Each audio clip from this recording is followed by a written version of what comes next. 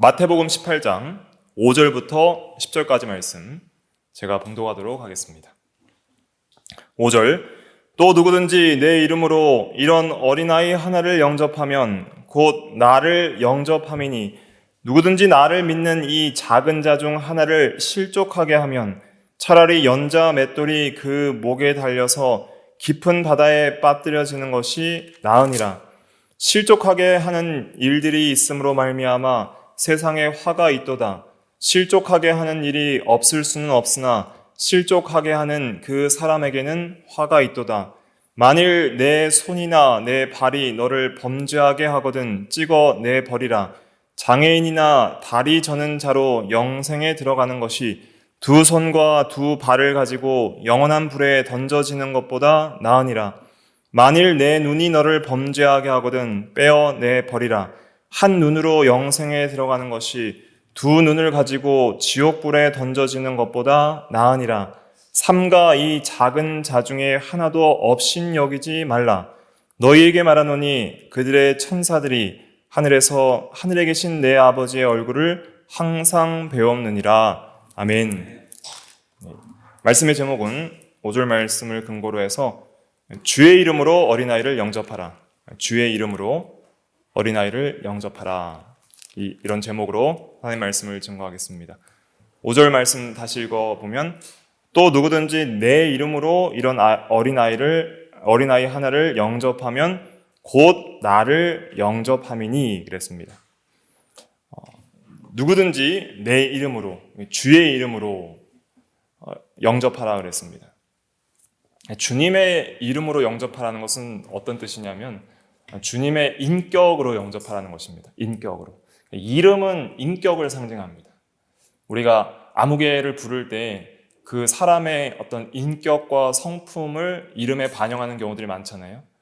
제 이름은 이제 은택인데 은혜은 은혜택입니다. 그러니까 주님의 은혜를 그런 받은 그 은혜를 생각하면서 이제 부모님들이 이름을 지으신 것이죠. 그런 것처럼 어떤 이름을 지을 때는 그냥 아무렇게나 짓는 것이 아니라 그 사람이 어떻게 살았으면 어떤 인격이 되었으면 좋겠다는 마음으로 이름을 짓고, 특별히 이러한 히브리 문화권에서 이 이름은 굉장히 중요한 의미를 가지는데 특별히 예수님께서 사도들의 이름을 바꿔주시는 경우들이 있습니다.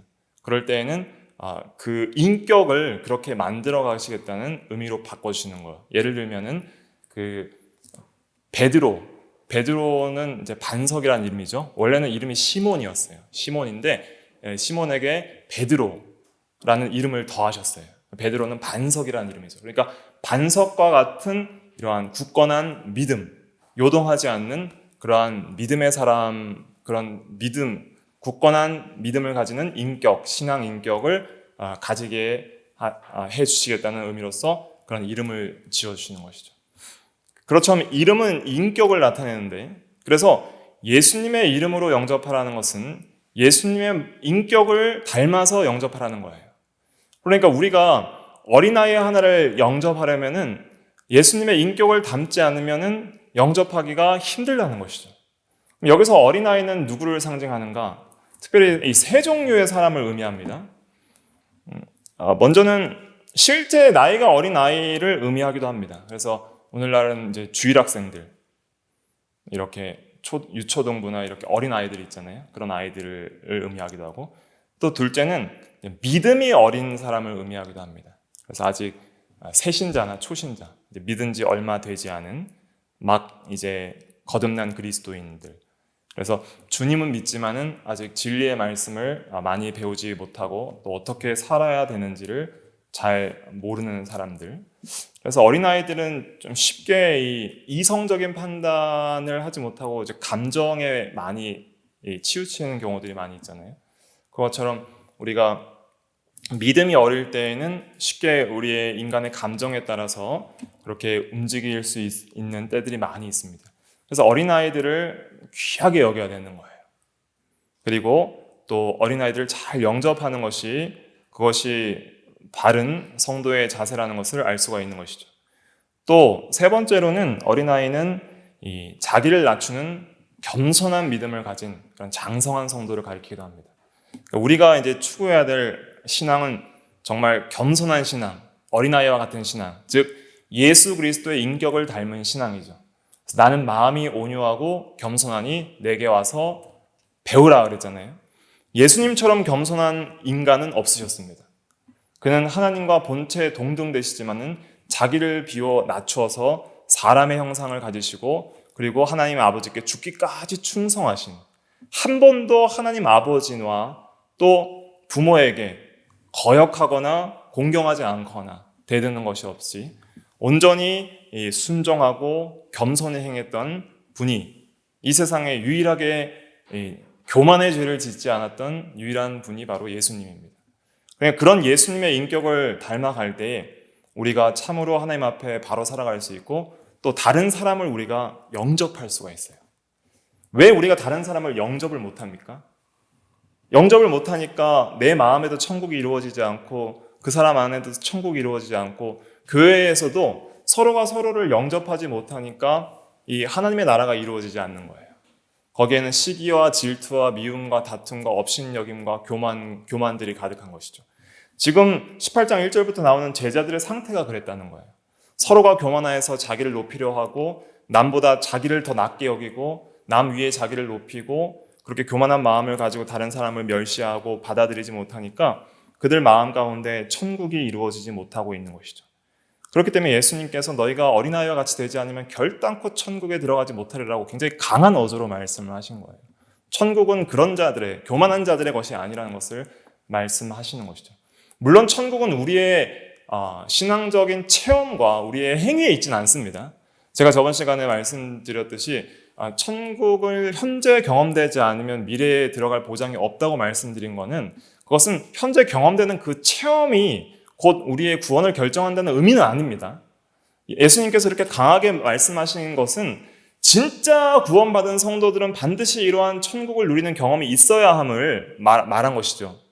그러니까 우리의 구원은 나에게 달린 것이 아니라 하나님의 절대 주권에 있어요. 하나님의 말씀의 능력과 성령의 능력에 있습니다. 그래서 정말 천국이 뭔지 잘 경험하지 못해도 구원받을 수도 있어요. 그러나 진짜 우리가 참된 구원받은 신자라면 정말 거룩하게 살아야 하는 것이고 또 그러한 천국을 누리는 은혜들을 반드시 누려야 하는 것을 또 예수님께서는 명령을 하시는 것이죠. 그래서 우리 가운데 왜 이 하나님의 나라의 의와 평강과 희락 그리고 하나님의 나라를 맛봄 이런 것이 왜 이루어지지 않냐면 그 중에 한 가지 이유는 사람들의 관계의 문제에서 오는 것입니다. 그러니까 우리가 다른 사람을 영접하지 못하고 자기를 스스로 높이고 교만한 마음을 가지고 자기보다 못하다고 생각하는 어린아이와 같은 자라고 생각되는 사람들을 업신여기기 시작하다 보면은 그러면은 우리 마음속에 참된 하나님의 나라의 사랑과 또 안식을 잃어버리는 것이죠. 그래서 이 영접한다는 것은 무엇이냐면 영접한다는 것은 그 헬라 원어의 의미로 하면은 받아들이다, 환대하다 이런 의미예요. 그러니까 마음으로 다른 사람을 이렇게 받는 거예요. 당시 이제 오늘날은 이제 어린아이들을 또 예뻐하는 사람들도 있지만은 당시 이 예수님 당시의 이 유대 사회에서는 가장 무시당하고 하찮게 여기는 자들이 어린아이였어요. 그래서 예수님께서 그 어린아이들을 이제 용납하고 내게 오는 것을 금하지 말라고 꾸짖으신 내용이 있는데 마태복음 19장 13절에 보면은 마태복음 19장 13절 한번 읽어볼까요? 마태복음 19장 2장 넘기셔서 마태복음 19장 13절과 14절 19장 13절 14절 같이 읽어볼게요. 시작. 그때 사람들이 예수께 안수하고 기도해 주심을 바라고 어린아이들을 데리고 오매 제자들이 꾸짖거늘 예수께서 이르시되 어린아이들을 용납하고 내게 오는 것을 금하지 말라. 천국이 이런 사람의 것이니라 하시고, 예수님께 이제 안수하고 기도해 달라고 이렇게 바라는 사람들이 어린아이를 데리고 왔는데 제자들이 꾸짖었어요. 하찮은 어린아이를 왜 예수님께 데리고 오느냐. 이렇게 어린아이를 무시해버리는 거예요. 그때 예수님께서 그렇게 하지 말라라고 꾸짖고 천국은 어린아이와 같은 자들의 것이니라 하시면서 안수해 주셨죠.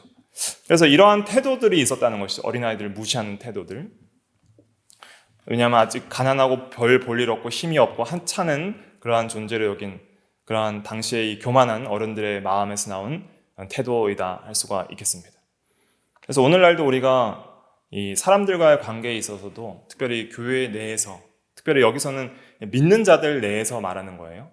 믿는 자들 중에서 우리가 교회 내에서 때로는 우리가 교회적으로 직분을 갖고 있거나 아니면 사회적으로 지위가 높거나 또 어떤 재능들이나 은사들이 많을 때에 좀 그렇지 못한 사람들을 업신여기는 경우들이 마음속에 있을 수 있습니다. 그것은 어떤 마음에서 나오는 거냐면 교만한 마음에서 나오는 거예요. 사실은 우리가 받은 모든 것이 하나님의 은혜다는 전적 은혜에 대한 깨달음, 그것이 있고 또 나는 전적으로 부패한 주인이라는 깨달음, 자기 죄에 대한 전적 부패에 대한 깨달음과 또 내가 받은 모든 좋은 것들이 다 하나님께서 주신 은혜라는 전적 은혜성에 대한 깨달음이 있으면 절대 교만할 수가 없어요. 고린도전서 4장에 너희가 받지 않은 것이 무엇이냐? 왜 받지 않은 것처럼 자랑하느냐? 모든 것이 받은 것인데 왜 받지 않은 것처럼 스스로 자기에게 있는 것처럼 자랑하느냐라고 책망한 내용이 나옵니다. 그러니까 우리가 받았다는 마음을 잃어버릴 때 교만하게 되는 거예요.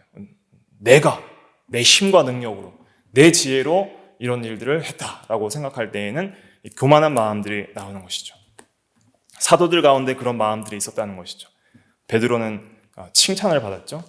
그래서 다이나 시몬아 내가 복이 있도다 16장에서 칭찬받고, 또 사도 요한과 야고보와 베드로는 또 변화산에 특별히 선택돼서 세 제자만 선택돼서 올라가고, 또 가룟 유다는 돈깨를 맡아 있고, 여러 가지 은사들이 다양하게 있는데 서로가 서로의 맡은 직분과 또 여러 가지 쓰임을 생각하면서 서로가 서로를 높이는 그러한 가운데 반대로 남을 멸시하는 그러한 마음들이 제자들 가운데 있었다는 거예요. 그러니까 사실 예수님과 함께하는 이 제자들이 가장 먼저 그들의 마음속에 하나님 나라의 의와 평강과 희락이라는 것을 누리고 있어야 되는데 그런 것을 누리고 있지 못했다는 것이죠. 그것을 우리가 돌아봐야 됩니다. 그래서 우리가 정말 남을 나보다 낮게 여기고 정말 남을 나보다 낮게 여기는 그러한 마음이 있을 때, 그리고 예수님처럼 정말 겸손한 마음, 그리고 하나님께서 모든 것을 전적인 은혜로 주셨다는 전적 은혜에 대한 깊은 깨달음, 그런 것이 있을 때 우리는 참으로 우리의 마음을 다 열고 다른 사람들을 영접할 수 있는 거예요. 우리가 때로는 이 세상을 살아가다 보면 좀 코드가 맞는 사람들이 있잖아요. 성도들 가운데도 그래요. 코드가 좀 맞는 사람들이 있고 맞지 않는 사람들이 있을 수 있어요.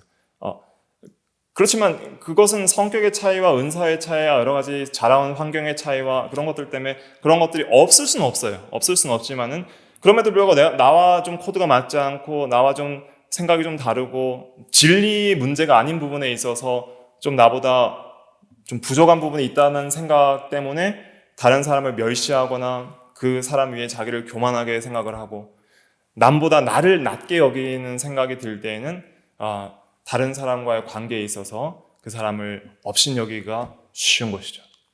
그럴 때 우리는 늘 겸손한 마음, 어린아이와 같은 마음을 가져야 됩니다. 어린아이들, 굉장히 어린 유치부 아이들의 특징을 보면은 서로가 서로 위에 높다는 생각이 없어요. 아무리 좋은 브랜드 메이커 옷을 입고 와도 그냥 얻어입은 옷을 입어도 서로 무시하는 게 없어요. 또 아무리 좋은 재능이 있어도 그것을 다 좋아해 주지, 그 재능이 있다고 다른 사람 위에 자기를 교만하게 생각하거나 아니면 깔보거나 그런 것이 아니라 오히려 내가 잘하는 게 있으면 서로 나누려고 하고 도와주려고 하는 것이 보통 어린아이들의 순진한 특징들입니다. 그러한 마음들이 우리에게 있어야 하는 것이죠. 그것이 예수님께서 가르쳐주고 싶은 그런 주님의 마음입니다. 우리 주님의 마음을 그래서 이제 품는 것이 중요한데, 빌립보서 2장 3절 한번 찾아볼게요. 빌립보서 2장 3절. 빌립보서 2장 3절부터 우리 8절까지 319페이지. 빌립보서 2장 3절부터 8절까지 의미를 생각하면서 같이 읽어보겠습니다. 시작. 아무 일에든지 다툼이나 허영으로 하지 말고 오직 겸손한 마음으로 각각 자기보다 남을 낮게 여기고 각각 자기 일을 돌볼 뿐더러 또한 각각 다른 사람들의 일을 돌보아 나의 기쁨을 충만하게 하라. 너희 안에 이 마음을 품으라. 곧 그리스도 예수의 마음이니 그는 근본 하나님의 본체시나 하나님과 동등됨을 취할 것으로 여기지 아니하시고 오히려 자기를 비워 종의 형체를 가지사 사람들과 같이 되셨고 사람의 모양으로 나타나사 자기를 낮추시고 죽기까지 복종하셨으니 곧 십자가에 죽으심이라.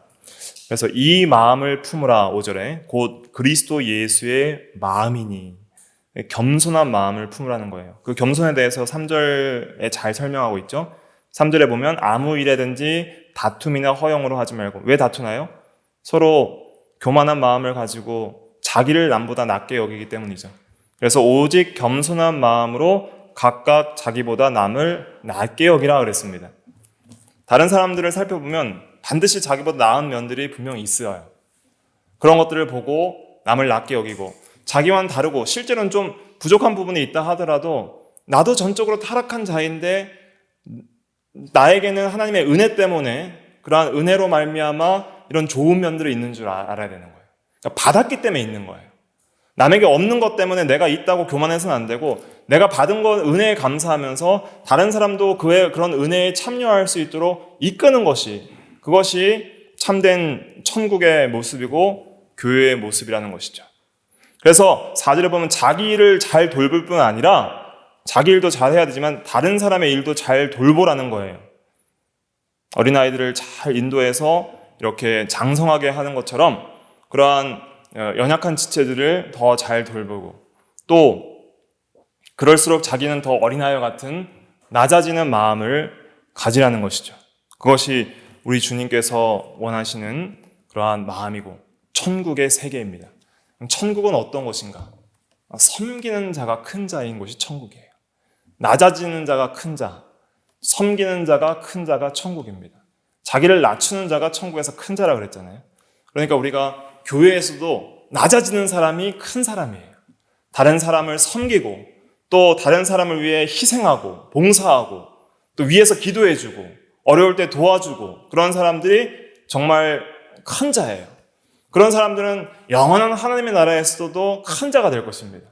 영원히 우리가 하나님 나라에서 영생복락을 누리고 살 텐데 그때에도 이제는 신앙이 자라난 자들이 다른 성도들을 섬기면서 그렇게 살아가는 것이죠. 그렇게 섬기는 자가 큰 자이죠.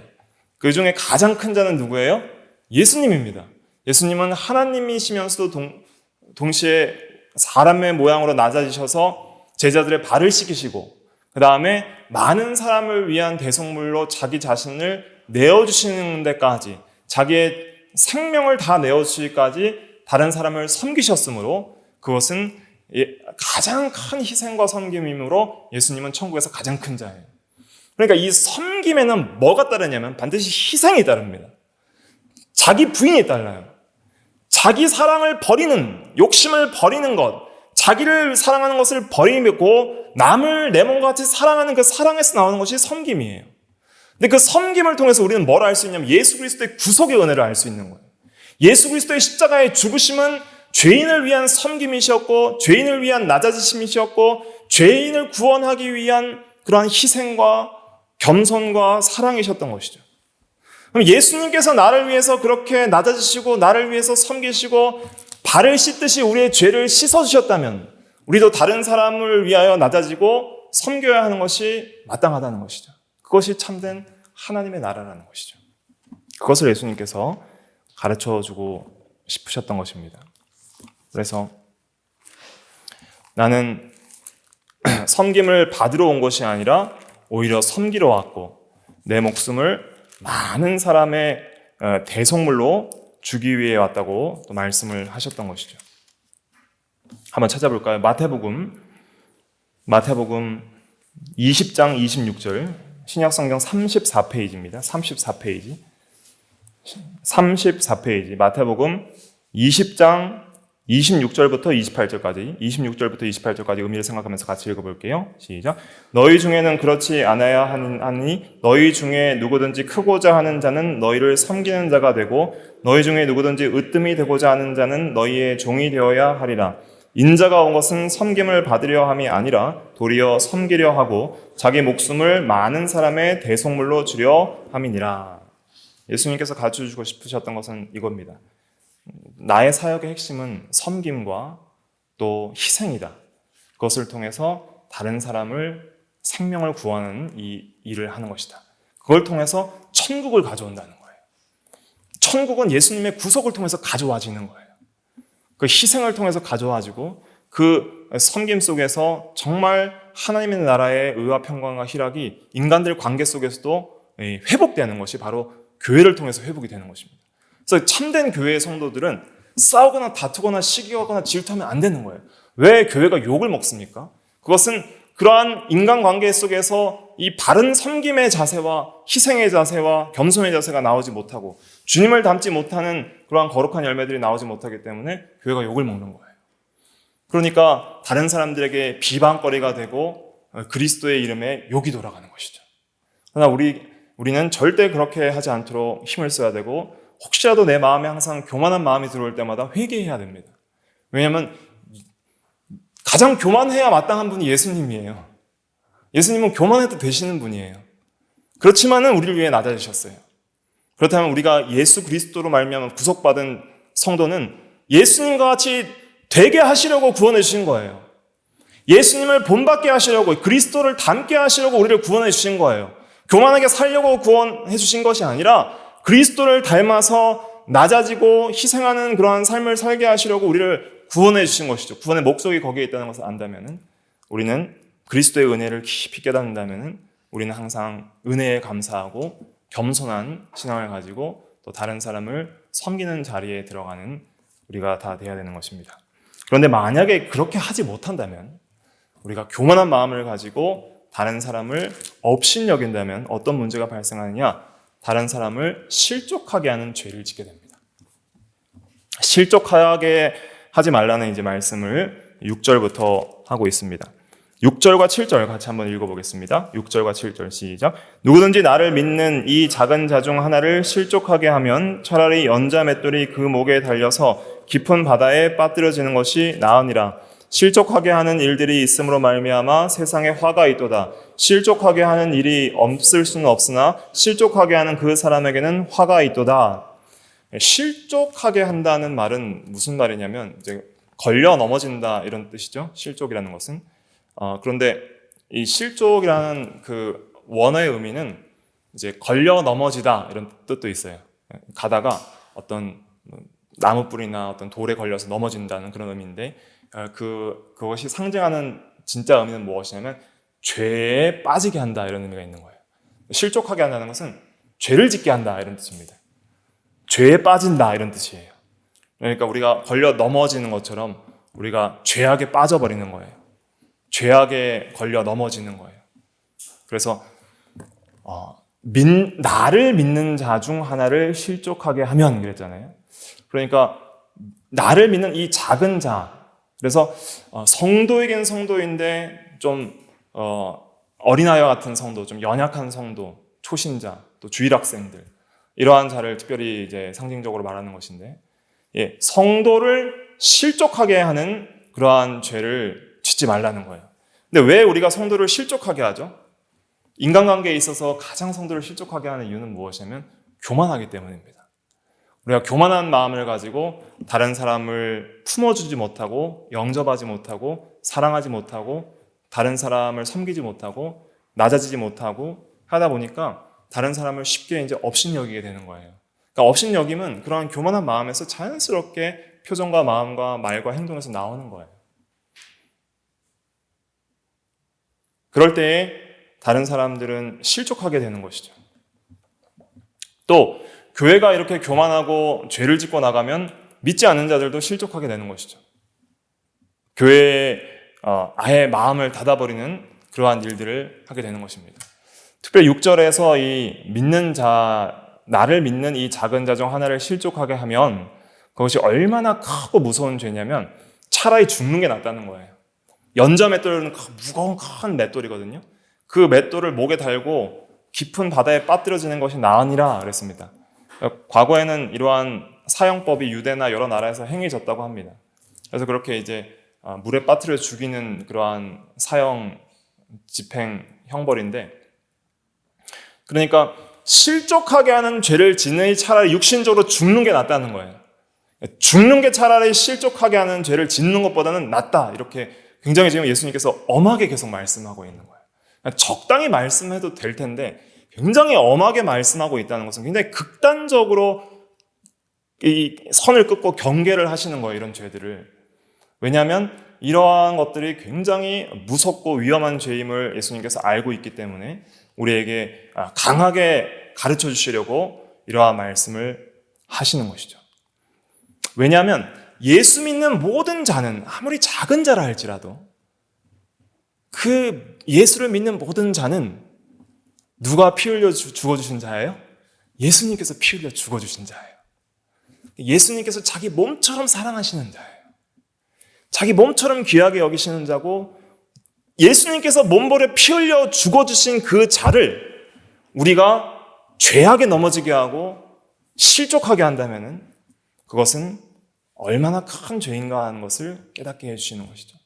그러니까 우리가 성도들 가운데 시험에 들게 만들거나 실족하게 하는 것이 얼마나 하나님 보시기에 큰 죄인지를 깨닫는 것이 중요합니다. 고린도전서 8장 11절, 12절 한번 읽어볼게요. 신약성경 고린도전서 8장 11절과 12절, 신약 273페이지입니다. 273페이지. 고린도전서 8장 11절과 12절 의미를 생각하며 같이 읽어볼게요. 시작. 그러면 내 지식으로 그 믿음이 약한 자가 멸망하나니 그는 그리스도께서 위하여 죽으신 형제라. 이같이 너희가 형제에게 죄를 지어 그 약한 양심을 상하게 하는 것이 곧 그리스도에게 죄를 짓는 것이니라. 이걸 설명하려면 좀 설명이 많이 들어가야 되기 때문에 일단 넘어가겠습니다. 그래서 그냥 간단히 요약하면은 내가 가지고 있는 그러한 잘못된 신앙적 지식을 가지고 믿음이 약한 자를 함부로 판단하거나 또 죄를 짓도록 그렇게 하게 되면, 그러니까 우리의 어떤 사랑 없음과 또 잘못된 지식을 통해서 다른 형제에게 죄를 짓는 그러한 일들을 하게 한다면은 그것은 정말 큰 죄라는 거예요. 그러니까 우리의 사랑 없음과 또 지식의 분별 없음과 또 우리의 어떤 교만한 마음들 때문에, 지금 8장은 이 교만에 대해서 정죄를 하고 있거든요. 8장 1절에 보면 지식은 교만하게 하며 사랑은 덕을 세우나니 라고 지금 말을 하고 있는데, 그러니까 진리를 좀 알고 있다고 교만해서 함부로 행동함으로써 다른 사람을 생각하지 않고 함부로 행동함으로써 다른 형제의 마음에 악한 마음을 주고 양심을 거슬려서 행동하게 하여서 죄를 짓게 하는 것이, 그것이 얼마나 큰 죄인가. 한 성도가 교만해서 다른 성도에게 죄를 짓게 하는 것이 얼마나 큰 죄인가를 잘 설명하고 있어요. 다른 성도에게 죄를 짓게 하는 것은 그 성도는 그리스도께서 위하여 죽은 형제이기 때문에 그 성도가 죄를 짓게 하는 것은 어떤 거예요? 그리스도에게 죄를 짓는 것이니라. 이렇게 엄하게 말씀을 하고 있습니다. 그러니까 이것을 굉장히 엄하게 말씀을 하고 있는 거예요, 주님께서.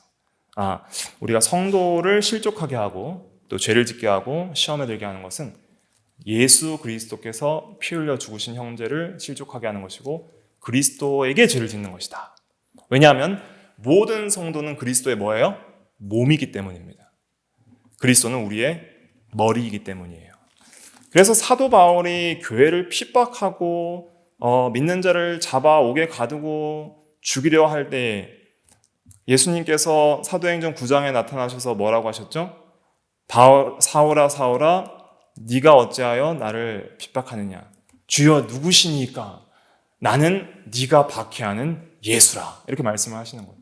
그러니까 성도를 박해할 때에는 예수님이 박해를 당하는 것처럼 여기신다는 거예요. 이것을 우리가 이해를 한다면은 모든 성도를 대할 때 누구를 대하듯이 대해야 되는 것이죠? 예수 그리스도를 대하듯이 대해야 된다는 결론에 이르게 되는 것입니다. 모든 성도들을 볼 때 그리스도께서 사랑하여 피 흘려 죽어주신 나의 형제다.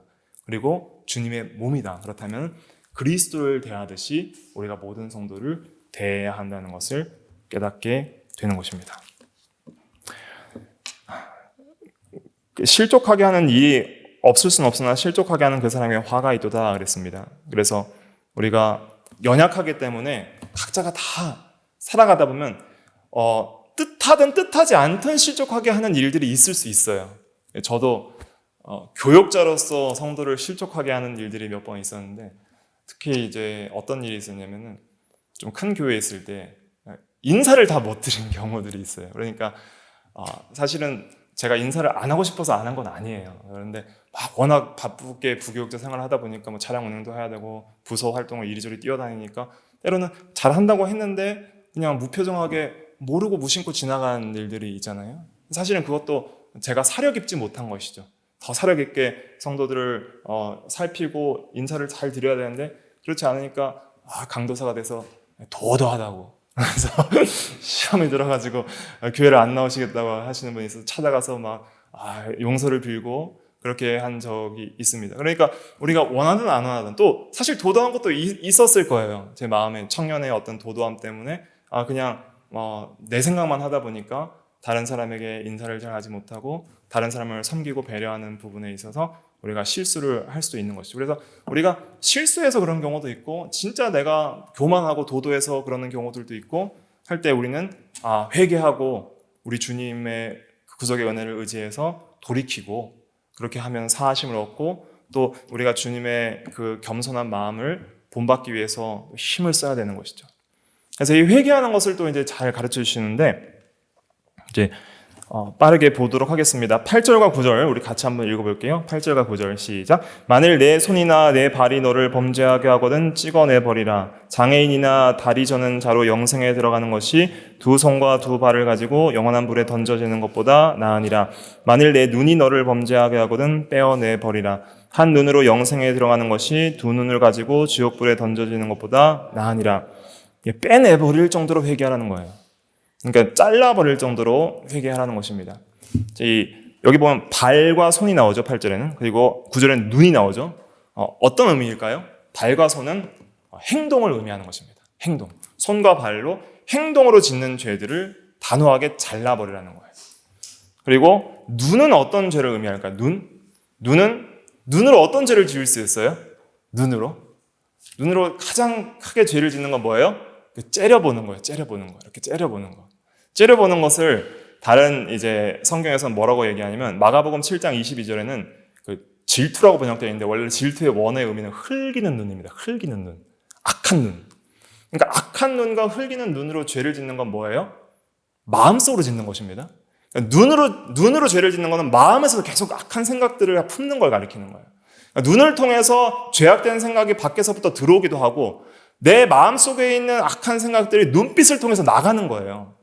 그러니까 마음으로부터 다른 사람을 흘기는, 질투하는, 또 악한 눈으로 바라보는 것, 그것뿐만 아니라 그러니까 눈은 이제 이런 악한 마음들, 그리고 그 악한 마음에서 나오는 손과 발로 짓는 그러한 죄악들, 그러한 죄악들이 있으면은 다 자르라는 거예요. 그러니까 육체적 손발을 자르고 눈을 빼라는 것은 아닙니다. 만약 그렇게 되면 다 불구자밖에 없을 거예요, 교회에는.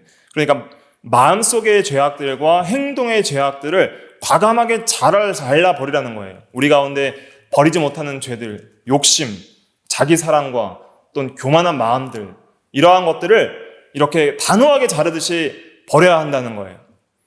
그러니까 우리가 이런 교만한 마음을 갖고 있는 데는 다 이 자기 사랑에서 나오는 거예요. 자기를 높이 평가하고 자기를 사랑하는 마음들에서, 그러한 욕심들에서 나오는 거예요. 그러한 것들을 우리가 단호하게 버려야 됩니다. 그리고 사실은 근데 이게 버리는 게 잘 안 되잖아요. 이걸 버리고 싶어도 안 버려지는 거예요, 잘. 자기 사랑의 마음과 자기를 교만하게 하는 마음들이 이게 잘 스스로의 힘과 능력으로는 안 버려집니다. 저도 해보니까 안 되더라고요. 성경적 원리는 어떻게 해야 되냐면 적극적으로 은혜의 수단을 사용해야만 가능합니다. 그러니까 은혜를 받아야 나가는 게 죄예요. 가만히 있으면 속에서 뭐밖에 안 나와요? 죄밖에 안 나와요. 왜냐하면 죄악을 생산하는 공장이 우리의 전적 부패한 마음이기 때문에 가만히 있으면 죄만 계속 나오는 거예요. 그렇기 때문에 은혜가 쏟아 부어져야 죄가 나가게 되는 거예요. 그래서 은혜의 수단인 말씀과 기도를 부지런하게 사용해야 될 이유가 여기에 있는 거예요.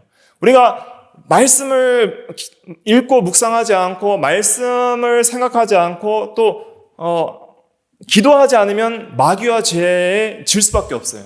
루터는 그랬다잖아요. 하루에 3시간 이상 기도하지 않으면 이날은 마귀에게 지는 날이다. 그렇게까지 기도의 중요성을 강조했던 것이죠. 그래서 우리가 은혜 아래 있을 때에 죄가 우리를 주장하지 못하게 되는 거예요. 그 말씀은 로마서 6장 14절에 있는데 한번 제가 읽어드리면 찾아볼까요? 그래도 시간이 많이 가서 그런데 이 중요한 요절이고 또 앞으로 이제 인간론 할 때 이제 죄와 은혜와 지배할 때 이제 또 앞으로 잘 다룰 내용이라서 한번 찾아볼게요. 로마서 6장 14절 247페이지 로마서 6장 14절 같이 읽어볼게요. 시작. 죄가 너희를 주장하지 못하리니 이는 너희가 법 아래 있지 아니하고 은혜 아래 있음이라. 그러니까 죄가 우리를 주장하지 못하게 되려면 은혜 아래에 있어야 됩니다. 은혜를 받아야 돼요. 그러니까 이 은혜라는 것이 무엇이냐면 여러 가지 의미가 있는데 여기서 말하는 은혜는 말씀과 기도라는 은혜의 외적 수단을 통해서 우리에게 공급해 주시는 하나님의 성령의 힘이에요. 성령의 감화력, 성령의 능력 이런 걸 가리키는 거예요. 생명과 성령에 속한 법, 권세, 힘. 그러니까 은혜는 어떤 힘이에요. 내적인 힘. 어떤 힘이냐면 죄를 이길 수 있는 힘, 선하게 살고자 하는 원동력, 의를 추구하자 하는 갈망, 사랑, 하나님을 사랑하고 율법을 사랑하고자 하는 그 사랑의 감화력, 그런 힘들이 우리에게 주어져야 마음이 있어야 이길 거 아니에요. 그렇죠? 전혀 죄를 사랑하고 죄를 이기고자 하는 마음이 전혀 없는데 어떻게 이기겠어요? 근데 죄를 너무 사랑하고 의를 싫어하는데 어떻게 이기겠어요? 근데 그런 마음을 주시는 거예요. 죄가 너무 혐오스럽고 의롭게 살고자 하는 마음과 감동과 그리고 실제 그렇게 이길 수 있는 힘들을 주시는 거예요. 뭘 통해서요? 은혜의 수단을 통해서 주시는 거예요. 말씀과 기도가 그러니까 중요한 거예요. 평생 말씀과 기도에 우리가 부지런해야 될 이유는 여기에 있는 것입니다. 그걸 우리가 놓쳐버릴 때 목회자인 저도 쉽게 죄악의 유혹에 빠지는 것을 보게 됩니다.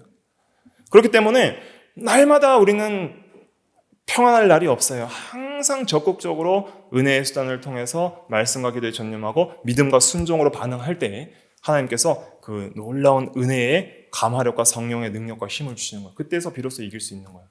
그때 우리의 고백은 뭐예요? 나에 나되는 것은 하나님의 은혜로 된 것이다. 이렇게 고백을 할 수가 있는 것이죠. 그래서 우리가 이런 죄악들을 정말 날카롭게 끊어버려야 되거든요. 근데 이게 안 끊어집니다, 잘. 왜냐면 내가 사랑하는 것들이기 때문에 안 끊어져요. 그러면 그걸 끊게 하시는 분은 누구냐면 하나님의 말씀과 성령이세요. 그렇게 끊어버리도록 하시는 거예요. 그래서 갈라디아서 5장 16절의 요절인 게 뭐냐면 너희가 성령을 따라 행하여라 그리하면 뭘 이루지 아니하리라? 육체의 욕심을 이루지 아니하리라. 그걸 말씀해 주시는 것이죠. 근데 이렇게 죄를 짓는 것이 얼마나 무서운 죄냐면은 그런 지옥 형벌을 받을 그런 죄라고 말씀하시잖아요. 예수 믿는 자들은 지옥엔 가지 않지만은 현세적으로 지옥의 형벌을 받는 것처럼 고통을 당하는 거예요. 제가 이건 오후 예배 시간에 더 자세히 가르쳐 드릴게요. 죄의 형벌 2로서 현세적 형벌에 대해서 말씀을 드릴 텐데 성도도 지옥 고통을 당하는 그러한 고통을 현세적으로 영육에 당할 수가 있는 것입니다. 그러니까 죄를 행하면 반드시 죽을 것이되 의를 행하면 살리라 하는 그런 믿음을 가지고 살아야 하는 것이죠. 10절 말씀 읽어보고 이제 마칠게요. 10절 마태복음 18장 10절 같이 읽어보겠습니다. 시작. 삼가 이 작은 자 중에 하나도 없인 여기지 말라. 너희에게 말하노니 그들의 천사들이 하늘에서 하늘에 계신 내 아버지의 얼굴을 항상 배옵느니라. 아무도 없인 여기지 말라는 거예요. 그래서 우리는 아무쪼록 아무도 없인 여기지 않도록 겸손한 마음을 주시옵소서 간절히 기도해야 되겠습니다. 정말 우리가 그리스도의 전적 은혜로 구원을 받았다면 아무도 없인 여기지 말게 해달라고 기도해야 되겠습니다. 물론 우린 죄와는 타협할 수는 없습니다. 죄를 짓고 나가는 죄인과 함께하거나 연합하거나 죄를 용납할 수는 없어요. 그러나 이러한 진리 문제가 아닌 문제에 있어서 좀 연약하다고 생각하는 성도들, 우리가 또 아직 믿음이 연약해서 아직 깨닫지 못해서 말씀을 온전히 순종하지 못하는 성도들을 함부로 정죄하거나 판단해서 내가 마치 뭔가 더 믿음이 있는 양 그렇게 생각해서 교만하면 안 됩니다. 그런 믿음들을 다 누가 주시는 거예요? 하나님이 주시는 거예요. 그러니까 받은 은혜에 감사하면서 다른 성도들도 돌볼 수 있는 그러한 자세들이 필요한 것이죠. 예수님은 그렇게 하지 않으셨어요. 예수님은 자기가 믿음이 있다고 다른 연약한 자들을 업신여기지 않으셨습니다. 오히려 그들을 위해서 기도하셨습니다. 사탄이 너를 밀가루 부듯이 까불었지만 내가 너를 위하여 기도하노니 내가 돌이킨 후에 다른 형제들을 굳게 하라 라고 베드로에게 그렇게 말씀해 주셨죠. 베드로가 3번 부인할 것을 아시면서도 기도해 주신 예수님의 본을 본받아서 우리가 업신여기지 않아야 되겠습니다. 왜냐하면 그 작은 자들도 항상 그 작은 자들 위하는 하나님의 천사들이 항상 보고하기 때문이에요. 우리가 누구를 업신여기면 천사들을 통해서 하나님께 보고가 들어갑니다. 이 성도가 날 업신여겼다. 이 성도가 업신여겼습니다. 하나님 보고가 들어가는 거예요. 그러니까 하나님께서 기뻐하시지 않는 것이죠. 그래서 우리가 항상 하나님 중심, 또 그리스도 중심, 십자가 중심, 또 하나님의 그런 말씀 중심, 또 그리스도의 마음을 품는 그런 중심으로 살아갈 때 그때 이제 우리나라에 뭐가 이루어져요? 하나님의 나라가 이루어집니다. 하나님의 나라의 의와 평강과 희락이 이러한 겸손한 마음에서 이루어지는 거예요. 그래서 심령이 가난한 자는 복이 있나니 천국이 저희의 것이며, 심령이 가난하다는 것은 이렇게 겸손한 마음, 정말 거지와 같이 가난한 마음을 가지는 거예요. 나는 아무것도 없습니다. 나는 전적으로 부패하였습니다. 나의 나된 것은 오직 하나님의 은혜입니다라는 그런 겸손한 마음과 가난한 마음을 가질 때에 하나님의 놀라운 통치와 은혜와 모든 안식들이 우리 마음속에 풍성히 주어지는 것이죠. 그래서 이러한 겸손한 마음을 가지고 살아가는 우리가 다 되어야 되겠습니다. 기도하겠습니다.